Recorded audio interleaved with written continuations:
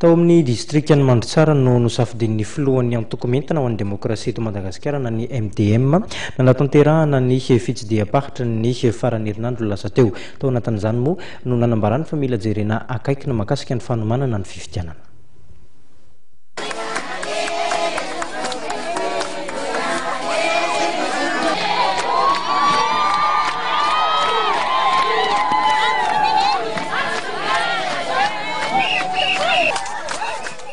Andray anjara amin'ireo fifidianana rehetra ho karakarainy eto Madagasikara ny antoko mientana ho an'ny demokrasia eto Madagasikara na ny MDM araka ny fanamafisana nataon'ny filohany Pierrot Rajaonarivelo ny asabotsy teo raha nanao fitsidiana tany Mandritsara ny tenany.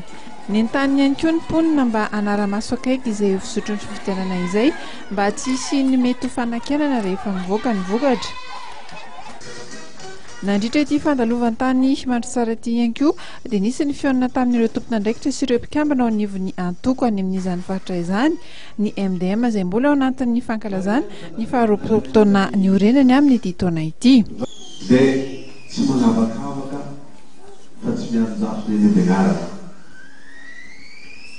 Fanojo ny tiasimany satria ny MDM koa dia fikambanana tahaka ny mahazatra ihany koa dia nanaradia ny minisitry ny raharaham-bahiny Pierrot Rajaonarivelo sady filohan'ny MDM tamin'ity fitsidiana ity ny minisitry ny tanora Ulrika Andriatina izay sady mpikambana ihany koa ao amin'izany antoko izany.